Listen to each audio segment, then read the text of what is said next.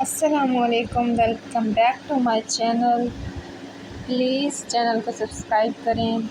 آپ سے ریکویسٹ کر کے میں تھک گئی ہوں، لیکن آپ لوگ کوئی بھی رسپانس نہیں دے رہے، بہت افسوس کی بات ہے۔ چلیں اب اسٹارٹ کرتے ہیں اپنا ایپیسوڈ نمبر 5۔ سہل، آج میں تمہارے گھر آؤں گی شام کو، روسا نے کلاس میں کرسی پر اس کے ساتھ بیٹھتے ہی کہا۔ موسٹ ویلکم یار۔ ہاں، میں دراصل تمہارے بھائی کا دیدار کرنا چاہتی ہوں اور چاہتی ہوں کہ انہیں اپنے دل کی بات کہہ دوں۔ پاگل ہو گئی ہو کیا؟ تمہارا پرپوز کرنا ٹھیک نہیں ہے فی الحال۔ کیوں؟ وہ الجھ گئی۔ یار تمہیں بتایا تو تھا کہ انہیں نہیں پسند یہ سب کچھ، اور میرم کے معاملے میں نہ جانے کہ وہ سب سے الگ بیہیویئر کرتے ہیں۔ میں آج آؤں گی اور پرپوز بھی کروں گی، اس نے باضد ہوئے کہا۔ تمہارا تو دماغ خراب ہے۔ چلو سر تھامس کے اسائنمنٹ دکھاؤ جو بنائے ہیں تم نے۔ ہاں یہ دیکھو اسائنمنٹ، کھول کر اس نے انگلی رکھتے ہوئے سمجھانا شروع کیا۔ کیا بات کر رہے ہو تمیز؟ ٹائیگر اور میرم سے محبت؟ نو وے۔ نینا نے رولنگ کرسی پر بیٹھے مذاق اڑایا، جبکہ قریب کھڑی ڈارلنگ فوراً آنکھوں سے آنسو ٹپکا گئی۔ ٹائیگر کبھی کسی سے پیار نہیں کر سکتے تمیز، نینا ٹھیک کہہ رہی ہے۔ وہ اٹکتے ہوئے لفظ پرو گئی۔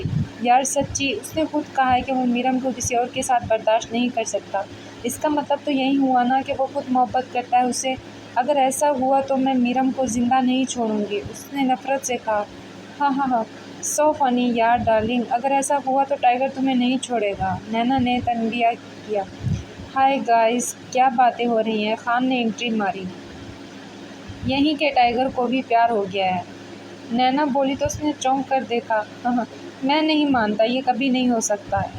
ایسا ہو گیا ہے میرے بھائی، ٹائیگر باس نے دل ہار دیا ہے میرم باجی پر، تمیز نے بڑے انداز سے بازو کھول کر ایکٹنگ کی۔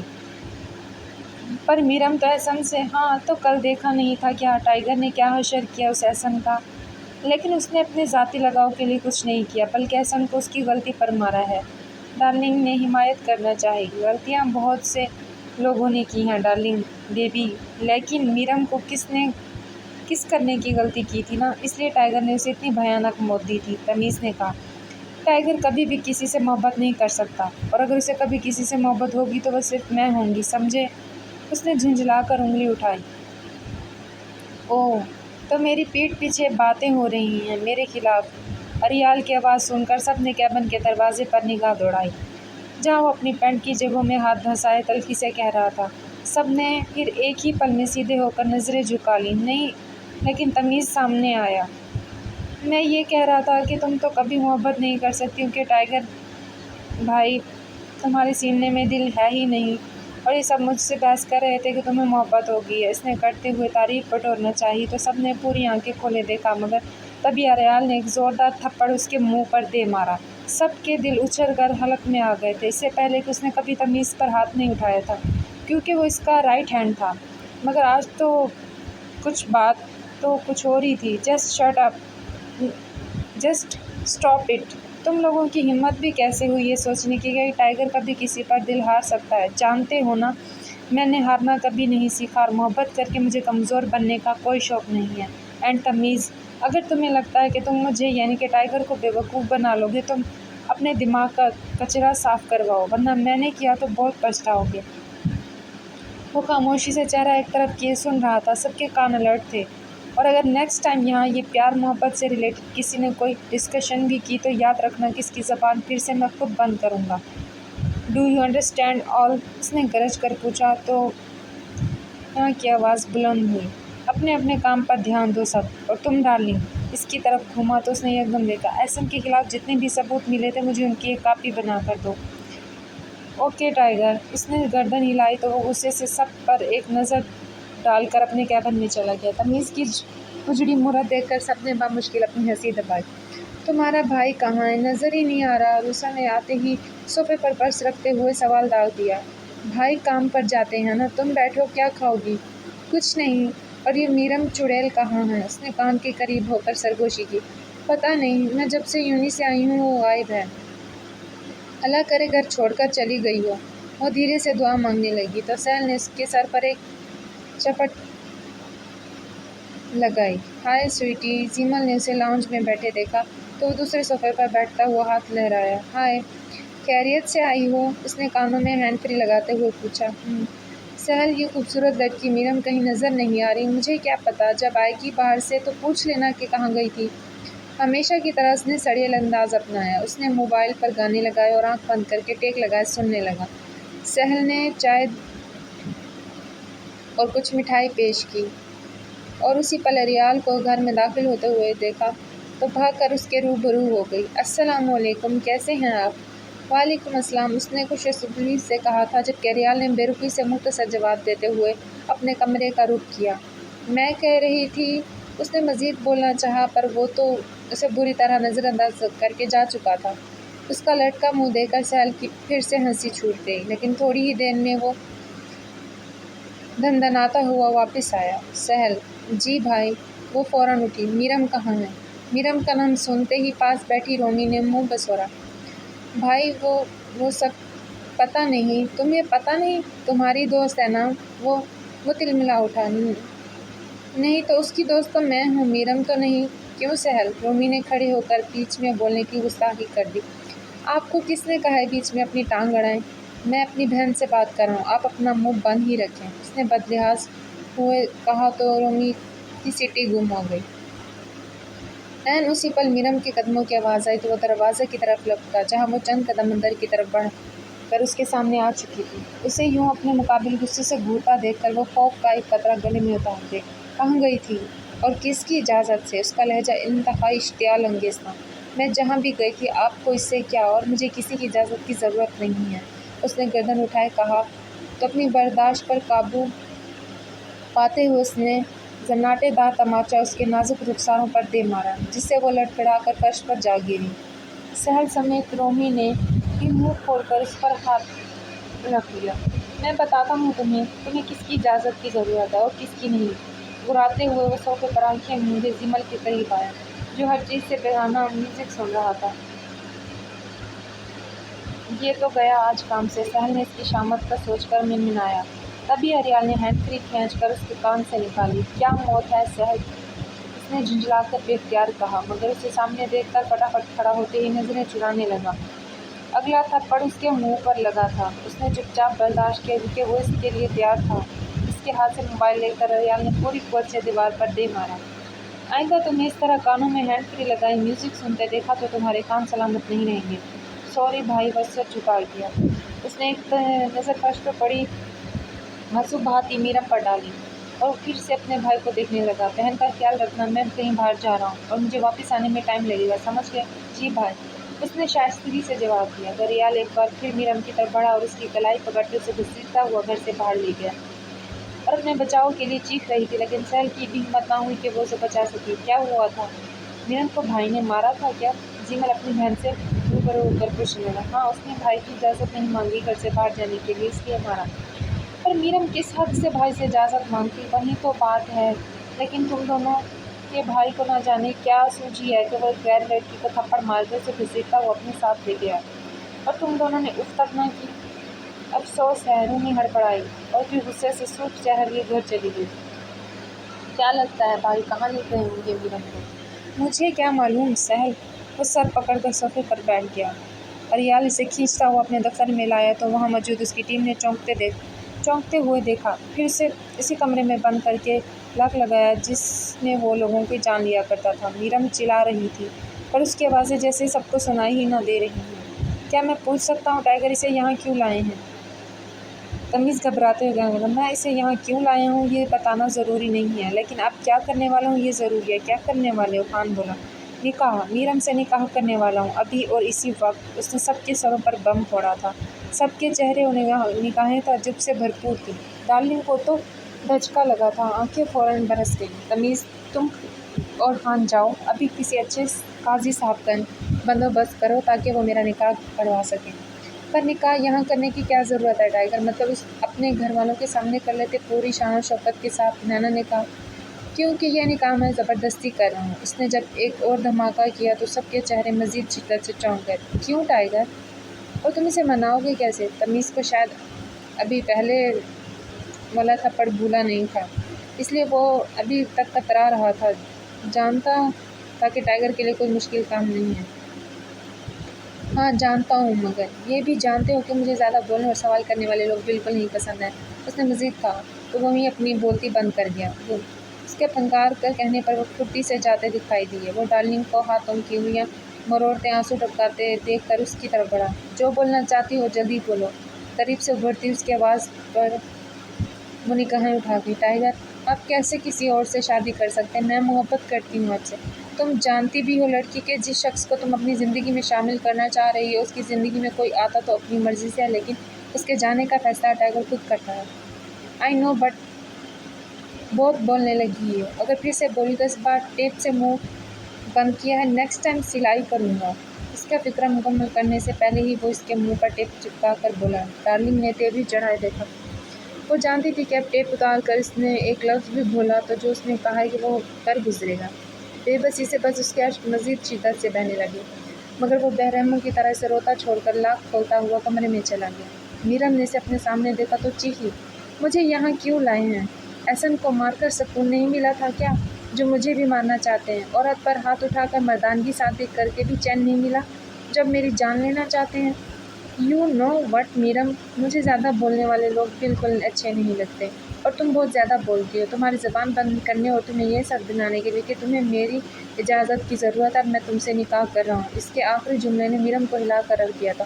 وہ الٹے پاؤں نفی میں سر ہلاتی ہوئی چلنے لگی۔ اس کی بڑی بڑی گول سبز چمکتی آنکھیں اب مزید باہر آنے کو تھیں۔ نہیں، سوچیے گا بھی مت، میں آپ سے نکاح کروں گی۔ میں ایک قاتل شخص کے ساتھ کبھی شادی نہیں کروں گی۔ تم سے پوچھا کس نے ہے؟ کیا تمہیں لگتا ہے کہ ٹائیگر اپنے فیصلوں میں کسی دوسرے سے اس کی رائے مانگتا ہے؟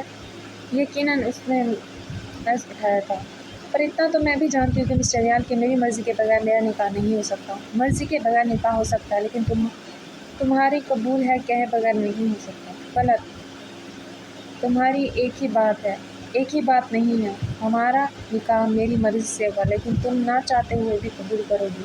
اتنی بے وقوف نہیں ہوں میں، آپ جیسے درندہ صفت انسان کو کبھی قبول نہیں کروں گی۔ وہ لفظوں پر زور دے گئی۔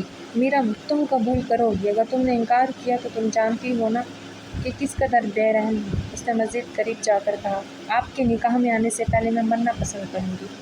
اتنے سخت الفاظ مت بولو میرم کہ ان کو واپس لینے پر تمہیں بہت تکلیف ہو۔ چاہے کچھ بھی ہو جائے مسٹر ریال، مگر میں میرم سلطان ہی رہوں گی۔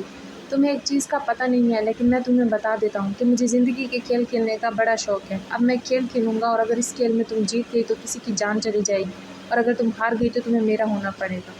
میں جس سے پیار کرتی تھی اسے آپ آلریڈی مار چکے ہیں، اس لیے اب مجھے کسی کو کھونے سے ڈر نہیں لگے گا۔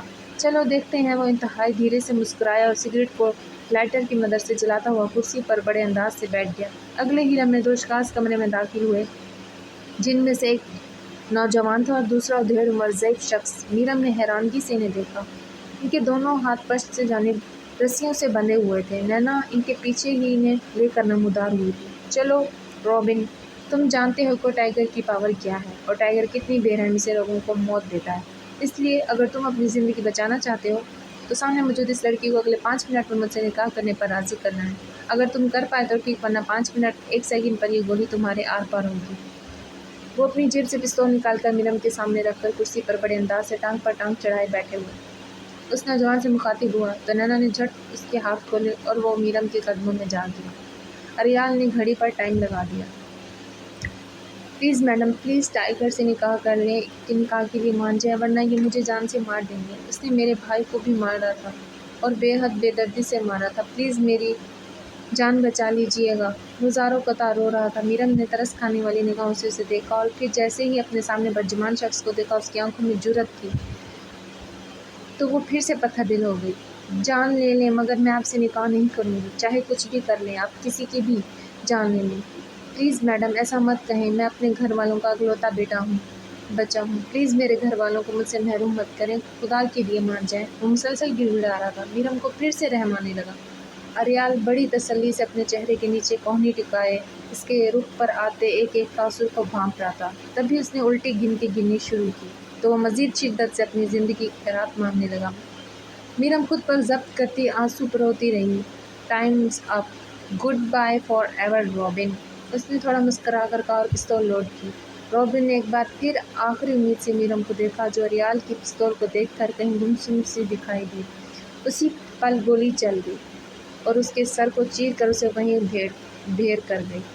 اس نے ہراساں نگاہوں سے دیکھا، کوئی اتنا بے رحم کیسے ہو سکتا تھا جیسے وہ تھا۔ اب وہ ڈھیڑ عمر شخص سے مخاطب ہوا۔ اب آپ کی باری بابا جی، آپ کے پاس بھی 5 منٹ کا وقت ہے، اگر اس میڈم کو منا لیا تو بچ جائیں گے، ورنہ۔ اس نے اپنی بات کو ادھورا چھوڑ کر میرم کو دیکھا، جو اپنی مٹھیاں پیچھے سے کھاد جانے والی نظروں سے دیکھ رہی تھی۔ وہ من ہی من اس کے چہرے کو دیکھ کر مسکرا رہا تھا۔ پھر بزرگ صاحب اس کے پاؤں پڑ گئے۔ ایک بزرگ شخص کو اپنے قدموں میں دیکھ کر وہ جھٹ پیچھے ہوئی۔ مہربانی کر کے بیٹی مان جاؤ اس سے نکاح کے لیے، ورنہ یہ شخص مجھے مار دے گا۔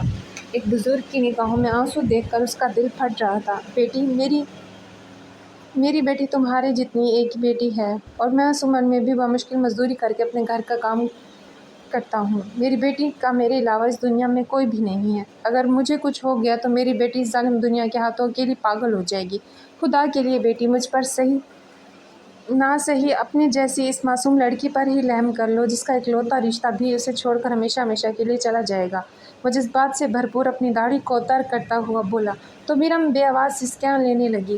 اس کا من کیا کہ ریال کے ہاتھوں سے پستول لے کر خود کو ہی گولی مار دے، مگر خودکشی حرام تھی اور وہ یہ بھی نہیں کر سکتی تھی، نہ مقابل کا قتل کرنے کی ہمت، کیونکہ وہ تو ایک بہت ہی رحم دل لڑکی تھی جو کسی کا زخم تو دیکھ ہی نہیں سکتی تھی، پھر جان کیسے لیتی۔ اب ایک طرف خون میں لت پت پڑی روبن کی لاش کو بھی اس نے ایک نظر بھی نہیں دیکھا تھا۔ وہ جانتی تھی کہ اگر اس نے ایسا کیا تو اس کا دل پھٹ جائے گا۔ ریال ایک بار پھر سے الٹی گنتی گننا شروع ہوا اور بزرگ شخص کی آہیں بلند ہونے لگی۔ اس نے ایک بار پستول کو لوڈ کیا۔ گڈ بائے بابا جی، آپ کے ساتھ بھی میرا سفر کافی اچھا گزرا، اس نے سنجیدگی سے کہا، اور جیسے ہی ٹریگر دبانے لگا تو میرم چلا اٹھی۔ نہیں، مجھے آپ سے نکاح قبول ہے۔ نینا، کیا میرم نے یہیں کہا کہ اسے مجھ سے نکاح قبول ہے؟ اس نے بے یقین ہوتے ہوئے کہا۔ ایک طرف کھڑی نینا سے پوچھا۔ ہاں ٹائیگر، جواب سن کر وہ نیچے کر کے ہلکے سے تبسم سجا گیا۔ نئی زندگی بہت بہت مبارک ہو بابا جی۔ قریب جا کر اس نے بزرگ شخص کے کندھے پر تھپکی دی تو وہ نم آنکھوں سے مسکرائے۔ بہت بہت شکریہ تمہارا بیٹی، خدا تمہیں بہترین اجر دے۔ اس نے میرم کے سر پر پیار دیا تو جیسے اسے سکون مل گیا ہو۔ وہ بے ساختہ آواز نکال کر روئی۔ عین اسی پل تمیز اور خان کسی قاضی صاحب کے ہمراہ کمرے میں داخل ہوئے۔ ریال نے جھٹ اپنی پستول کو پھر سے پینٹ کی جیب میں ڈالا اور شرٹ کو اس کے اوپر کر کے میرم کے کان میں ہلکی سی پھونک ماری۔ یاد رکھنا میرم سلطان، اگر تمہارے منہ سے ایک بھی ناقل لفظ نکلا تو اسی بزرگ کی جان لینے میں ایک سیکنڈ بھی نہیں لگاؤں گا۔ اس کے دھمکانے پر وہ گھوری ڈال گئی۔ نکاح شروع ہوا اور ڈارلنگ بے بسی سے ایک طرف کونے میں لگی کھڑی رہی، اور وہ جو انڈر ورلڈ کی سب سے لڑاکا اور خطرناک ترین لڑکی تھی، اب بالکل بے اختیار ہو چکی تھی۔ قاضی صاحب نے نکاح پڑھایا تو میرم نہ چاہتے ہوئے بھی بمشکل اقرار کر گئی۔ ریال نے تو فوراً ہی ہاں کہہ دی تھی۔ نکاح نامے پر دستخط کرتے ہوئے بھی اس کے بال پوائنٹ کپ کپ آ رہی تھی، مگر وہ سائن کر چکی تھی، ایک انچاہے شوہر کے نکاح میں جا چکی تھی، ایک ایسے رشتے میں بن چکی تھی جسے نہ چاہتے ہوئے بھی برداشت کرنا تھا۔ ریال اپنی کامیابی پر آنکھوں میں عجیب سی چمک لیے ہوئے تھا۔ جب قاضی صاحب جا چکے تو وہ بزرگ کو اشارہ کر گیا۔ اس نے اوپر نیچے گردن ہلائی اور میرم کی طرف بڑھا۔ تمہارا شکریہ میرم بیٹی، لیکن مجھے معاف کرنا، میں نے سب ایک ناٹک کیا تھا۔ ٹائیگر میرے بیسٹ فرینڈ کا بیٹا ہے اور اس کے لیے میں کچھ بھی کر سکتا ہوں۔ تمہیں ایموشنل کرنے اور تمہیں یہ نکاح قبول کرنے پر زبردستی آمادہ کرنے کے لیے میں معذرت چاہتا ہوں۔ بزرگ کے لفظوں پر اس نے بے یقین ہوتے ہوئے پوری آنکھیں کھول لیں، پر اپنی معذرت کر کے وہ چلا گیا تھا۔ اب کمرے میں اس کے شوہر کے سوائے کوئی نہیں تھا۔ اس نے نفرت سے ٹائیگر کو گھورا تو وہ آج پہلی بار اس کا چہرہ دیکھ کر کھل کر یہ تو ابھی کچھ بھی نہیں ہے میرم، ٹائیگر تمہاری سوچ سے بھی آگے کا کھلاڑی ہے، اس نے مغرور ہو کر کہا اور دروازہ بند کر کے پہلے ایک بار پھر سے پلٹ کر دیکھا۔ گاڑی میں ویٹ کر رہا ہوں، آ جانا۔ اس کے حکم نامے پر وہ مزید غصے سے تاڑنے لگی، مگر دروازہ بند کر کے وہ چلا گیا۔ داخل ہوتے دیکھ سہل اور جمل اٹھ کھڑے ہوئے۔ وہ سوالیہ انداز میں میرم کو اور ریال کے ہمراہ گھر میں سے اپنے بھائی کو دیکھ رہے تھے۔ آج سے یہ تم دونوں کی بھابھی ہے، اس لیے بدتمیزی سے بات کرنے کا سوچنا مت، سمجھ گئے تم دونوں؟ اپنے بہن بھائیوں کو ایک زوردار دھچکا لگا کر وہ مطمئن ہوئے پوچھ رہا تھا۔ کیا بھابھی؟ بھائی، آپ ایسے کیسے شادی کر سکتے ہیں؟ اور اگر کرنی ہی تھی تو ہمیں انوائٹ کر لیتے، کتنا شوق تھا ہمیں آپ کی شادی دیکھنے کا۔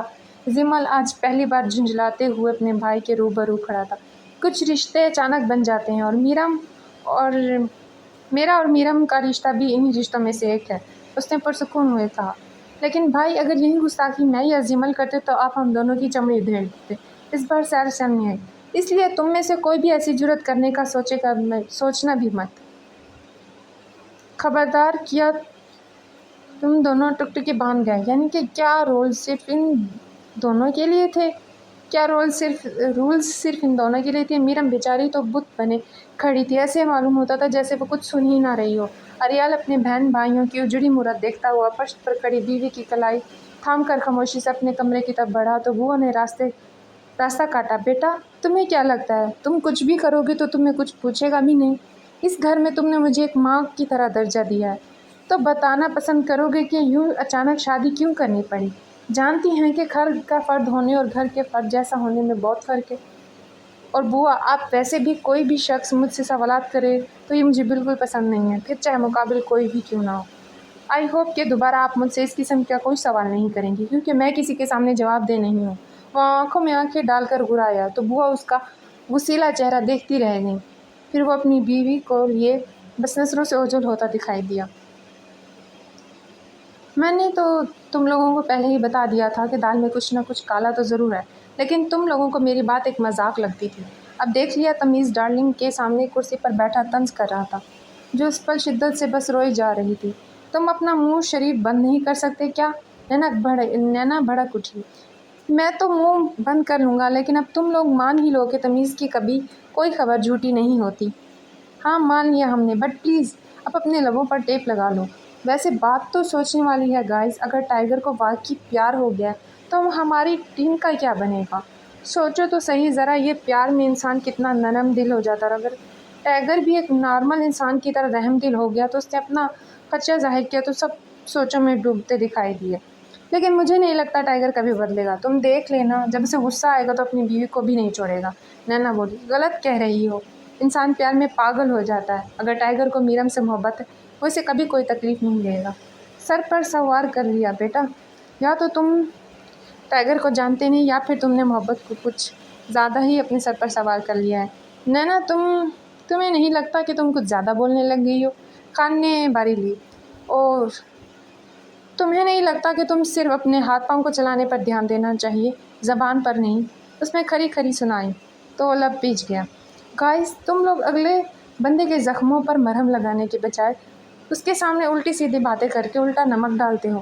اگر تم لوگوں کو جیسی ٹیم ہو تو انسان کو دشمن کی ضرورت نہیں ہے، ڈارلنگ غصے سے کہتی ہوئی ٹیبل پر پڑا گلاس فرش پر گرائے بڑے قدم پٹک کر چلی گئی۔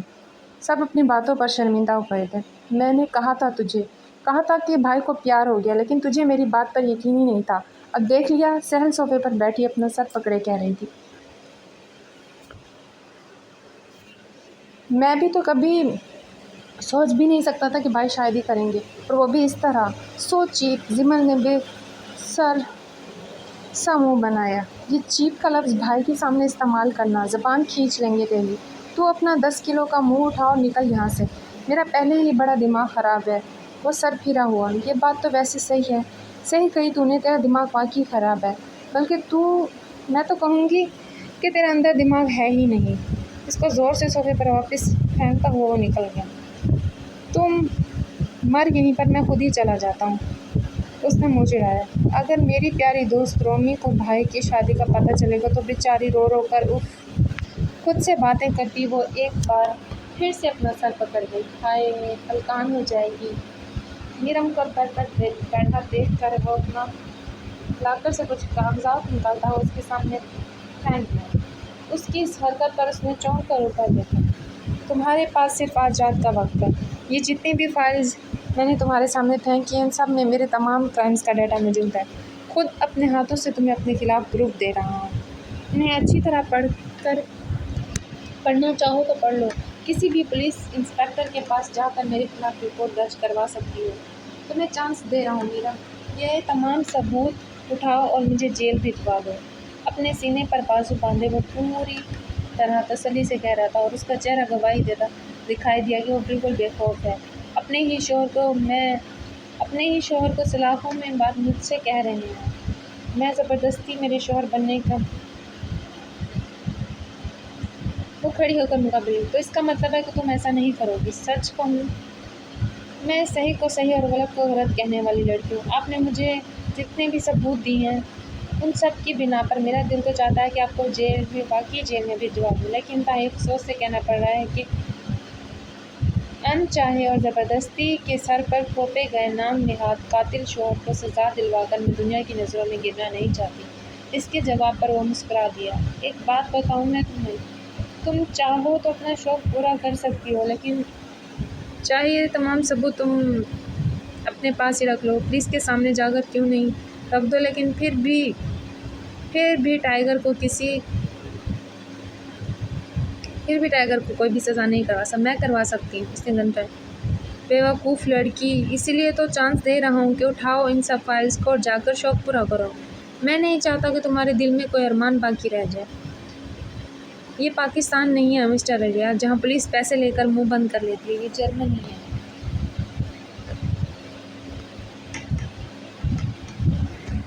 इसने याद दहानी करवाई तो वहाँ से गया। जर्मनी को तुमसे बेहतर जानता हूँ। यहाँ पुलिस रिश्वत नहीं लेती, मगर तुम मुझे सलाखों में धकेलने की नाकाम कोशिश करके देख लो, और सच कहूँ तो मुझे बहुत ही सुकून मिलेगा अगर तुम कम से कम एक बार कोशिश करोगी तो। मीरम इसके जवाब पर यकटक देखने लगी। वो इतना मुतमईन और बेखौफ कैसे था? अपनी नाजुक कुंजी उसके हाथों में थोप कर वो कैसे इतने शौक़ से कह रहा था? ये बात उसे कुछ हज़म नहीं हुई। उसने चंद कदम उसकी तरफ बढ़ाए और बिल्कुल उसके करीब खड़े होकर चेहरे पर ज़रा सा झुककर मुखातिब हुआ।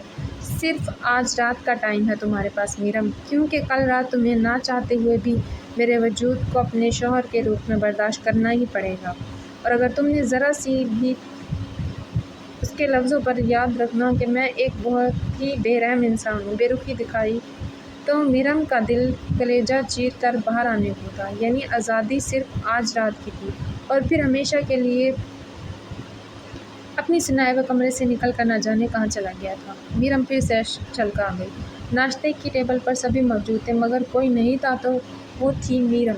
रियाल ने कुछ पल खामोशी से बैठे उसका इंतज़ार किया, मगर जो वो फिर भी ना आई तो वो खुद ही उठकर कमरे में चला आया। सैल और जिमल शायद अपनी नाराज़गी ज़ाहिर कर रहे थे, इसलिए बिना कुछ बोले खामोशी से खाना खाते रहे। वो बेड की उसे टेक लगाए सीने पर हाथ बांधे किसी गहरी सोच में गुम थी। जब उसने अंदर कदम रखा, मीरम उसके गरज कर पुकारने पर वो अपने ख्यालों की दुनिया से एकदम बानी। जी, मैं कब से नाश्ते की मेज़ पर तुम्हारा वेट कर रहा हूँ। मुझे इंतज़ार करना पसंद नहीं है।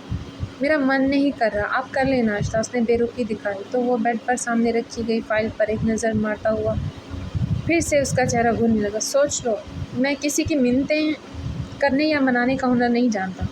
अगर आप मेरे कहने पर खाना नहीं खाओगी तो अगले 2 दिन तुम भूखी रहोगी। इसने अपने खतरे का अलार्म बजाया तो वो चौंक कर सामने खड़ी हो गई।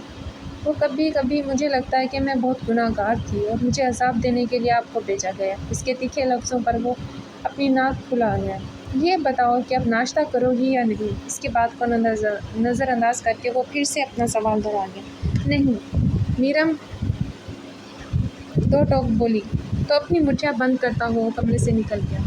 बुआ, अरियाल ज़ोर ज़ोर से आवाज़ें कसता हुआ किचन की तरफ बढ़ा तो मुझे सामने आई। बुआ, जी बेटा, अगले 2 दिन तक आप अब मीरम को खाना नहीं देंगी, और ध्यान रहे कि वो बाहर से भी कुछ ऑर्डर नहीं कर सकती। अगर आने वाले 2 रोज़ तक उसके हल्क से एक निवाला भी नीचे उतरा तो मुझसे बुरा कोई नहीं होगा। वो अपने लफ्ज़ों से बुआ समेत फर्श पर बैठे नाश्ता करते हुए अपने बहन भाइयों तक को शशतक कर गया था। उसने अपना हुक्मनामा सुनाया और चला गया। उसने अपने दफ्तर में कदम रखा तो नाना एक तरफ बैठी रोती दिखाई दी। टीम के बाकी सभी अफराद उसके गिर्द उसे तसल्लियाँ देने में पेश थे। ये क्या हो रहा है? ऑफिस को किस मैयत का घर समझ लिया है? मैयत का घर समझ लिया है क्या? वो नमदार होते ही घुराया तो सब फटाफट अलर्ट होकर खड़े हो गए। रोने की वजह क्या थी नैना? उसने सीधा पॉइंट पकड़ा, लहजा तपिश से भरपूर। रोने लगी, लफ्ज़ों को तोड़ मरोड़ कर वो बेख्तियार फिर से वो रोने लगी। टाइगर, वो तुम्हारी ज़बान को किसी ने काट दिया है क्या? सीधी तरह बोलो। अपने गुस्से पर काबू ना पाते हुए उसने एक बार फिर से गरज कर बुलंद आवाज़ में बोला। टाइगर, मेरा भाई मर गया है क्या? वो हड़बड़ा उठा। नहीं टाइगर, खुदा ना करे, कैसी बातें करते हो? उसने तड़प कर कहा। नाना बोली कि क्या हुआ है कि तुम्हारे भाई को? मेरे भाई का कुछ पता नहीं चल रहा टाइगर, तुम जानते हो कि मेरा इकलौता भाई है। اور میرا اس کے سوا اس دنیا میں کوئی نہیں ہے۔ میں بہت پریشان ہوں، کچھ سمجھ نہیں آ رہا کہ کیا کروں۔ اور روحان سے آخری بار کہاں دیکھا تھا؟ میرا اس سے پچھلے کچھ دنوں سے جھگڑا چل رہا تھا اور اس نے مجھے بتایا تھا کہ وہ ایک ویک اپنے دوستوں کے ساتھ اس ویکینڈ پر اپنے دوستوں کے ساتھ جا رہا ہے، کسی آئس لینڈ پر برف پوش پہاڑوں پر پکنک کے لیے جانا چاہتا ہے۔ اس نے جانے سے پہلے مجھ سے نہیں بتایا تھا، لیکن اس کے ایک دوست سے میری کل بات ہوئی تھی۔ اس نے بتایا کہ وہ اس کے ساتھ ہی ہے، لیکن پھر اچانک ہماری ویڈیو کال کے سامنے کیمرے پر فون آ گیا۔ میں بس ان کی چیخیں سن سکتی تھی۔ وہاں کچھ تو ضرور غلط ہوا ہے۔ ٹائیگر پلیز، میں اپنے بھائی کو بچانا چاہتی ہوں، پلیز ہیلپ می، اس نے گڑ گڑا کر اس سے کہا تو وہ کچھ سوچنے میں مصروف ہو گیا۔ پھر سوچوں کو جھٹک کر دوبارہ بولا، تمہیں کیا لگتا ہے کہ وہاں کسی نے ان کا قتل کیا یا پھر انہیں کوئی جانور کھا گیا؟ میں کچھ نہیں جانتی ٹائیگر، لیکن ان برف پوش پہاڑوں میں کچھ تو ایسا ضرور ہوا جو میرا بھائی پکنک کے بہانے وہاں گیا ہے۔ ٹائیگر، میں جانتی ہوں وہ صرف ایک پکنک نہیں بلکہ وہ کسی ریسرچ پر گئے تھے۔ تم تو جانتے ہو کہ میرا بھائی نئی نئی معلومات، نئی نئی ریسرچز کو اکٹھا کر کے دنیا میں اپنا ایک نام بنانا چاہتا تھا۔ مجھے پورا یقین ہے کہ اس کے ہاتھ کوئی نہ کوئی ایسا سراغ لگا تھا جسے کھوجنے کے لیے وہ وہاں اپنے دوستوں کے ساتھ گیا تھا، لیکن مجھے نہیں پتا اس کے ساتھ کیا ہوا اور وہ کس حال میں ہے۔ ٹائیگر، تم خود ہی تو کہتے ہو کہ ہم ایک ٹیم ہیں اور ایک دوسرے کے دکھ سکھ میں ہمیشہ ساتھ ہوں گے، تو پلیز آئی نیڈ یو۔ انداز بھیگا سا تھا۔ ہاں ٹھیک ہے، میرے سامنے یہ ایموشنل باتیں کرنے کی ضرورت نہیں ہے۔ تمیز اور ڈارلنگ تمہارے ساتھ اسے ڈھونڈنے کے لیے جائیں گے، لیکن خان یہاں میرے ساتھ ہی رہے گا۔ نہیں ٹائیگر، میں چاہتی ہوں کہ تم ہمارے ساتھ چلو جاؤ۔ دیکھو، ہمیں نہیں پتا وہاں کیا ہے، وہاں ایسی کون سی خطرناک مخلوق ہے جس نے ان پر حملہ کیا۔ پلیز پلیز تم ہمارے ساتھ چلو، ہمیں بہت حوصلہ ملے گا۔